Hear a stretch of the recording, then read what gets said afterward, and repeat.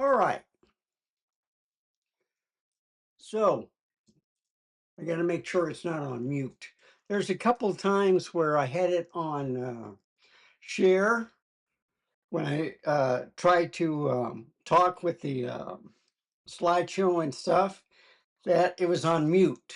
So I have to watch out every time I change a camera. I got to make sure it's not mute. And the thing that I'm noticing is when I go from a camera to a share, like for an example, I'm going to go over here, turn on a video, and, well, not a video. Let's see.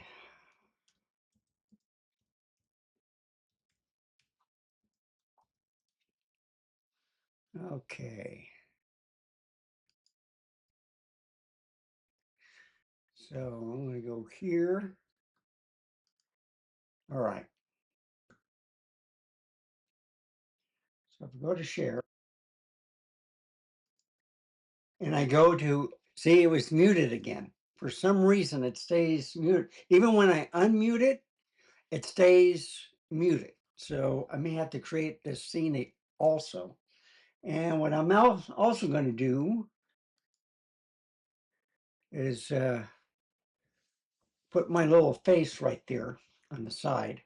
So this is the lens that I'm getting, a 45 or 49 millimeter diameter for a filter. And like it said, it's comes with the hood. It's 0.3 meters to 0.98 feet.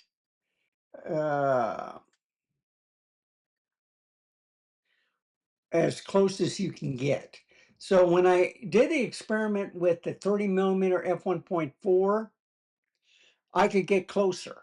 So the image looks the same, but when I'm farther away, then you can see the 30 millimeters is wider than the 35. And then of course the 50 millimeter is even more zoomed in. But the 50 and 35 millimeter or OSS, they're stabilized. And I don't really have to put the lens on stabilization. It's pretty stable. You just up the shutter speed, whatever, and it's fine.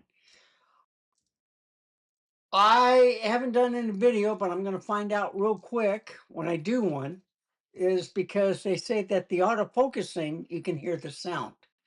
I've been doing some practice with the pictures, and they're excellent.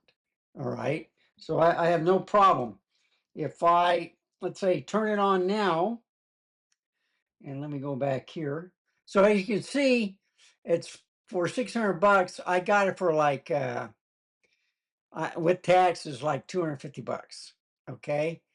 So I got a little bit less than half what it cost brand new. And this was used. So let me go back over here. And I'll just close that one up right there. So if I turn on the video,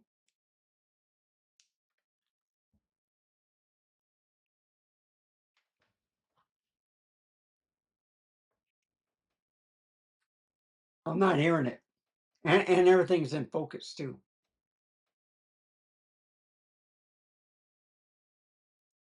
So some of the people that were, got a little chocolate from my crappy mocha. Some people were complaining that they could hear the autofocusing motor. I don't hear it. Okay. So I wanted to take this to see how well it did on the low light performance. They said that it's darker than, let's say, 1.4, which is true. But with the 50 millimeter f1.8 and 35 millimeter 1.8, I got to experiment with it a little bit more because I think the 50 millimeter should be darker, but it looked a little bit lighter than this lens. But the other reason why I wanted to do this quick video is the reason why I moved the ZR back into the office is I got one ZR for the overhead product review table, for the other system. But I can manually just record to the camera and then bring it over to the ZR studio, to process it. So I want everything in one room for the content creating. Plus the fact that the light looks a lot better now than it did in the bedroom.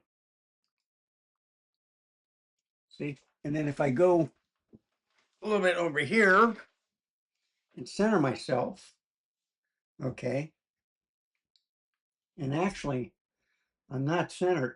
Let me go like this and up. Now I'm centered, okay? But look at the skin tones. Now this is portrait mode. I'm in ProRes 10-bit HQ, okay, which is a 422.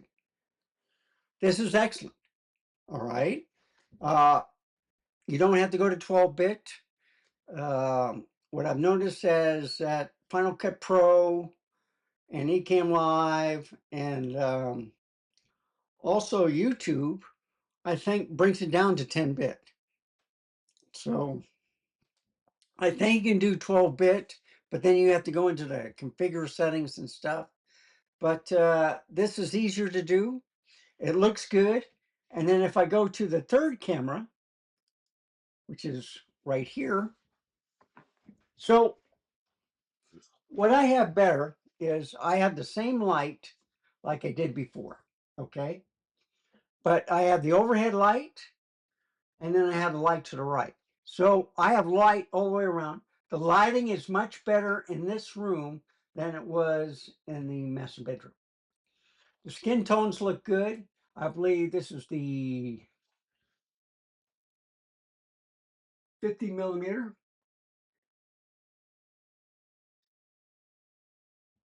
And this is the 35mm over there. So what do you think? It looks good. You can see the red. You can see this is the right color tones. And this is straight out of the camera. So that's the other reason why I wanted to do this video.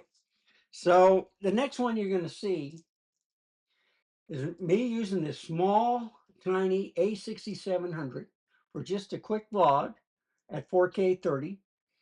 And then I'll take some pictures and stuff at nighttime to test out the lens. Once it's done, I'll put the video up and then we can watch it together.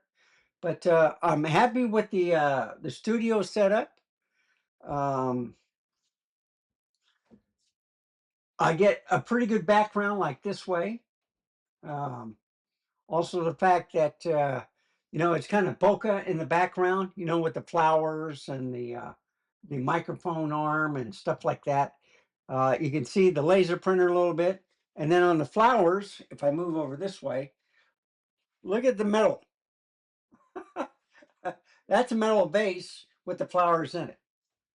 And, so with the right lens, with the right lighting, you can get a perfect lighting system. And I'm happy with it. This light is set right in the middle, so it's not too warm and it's not cold. It's right in the middle, and that's the way I like it. So I'm happy with this setup. Let's see.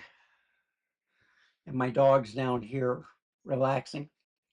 And then if I go back here, so you see, this kind of matches to 50mm, but I can bring this down a little bit too. Something like that. All right. But this is a 35mm. And you can take a look at the midtones and the skin. I don't look yellow. You do see some color, okay? And you see the white.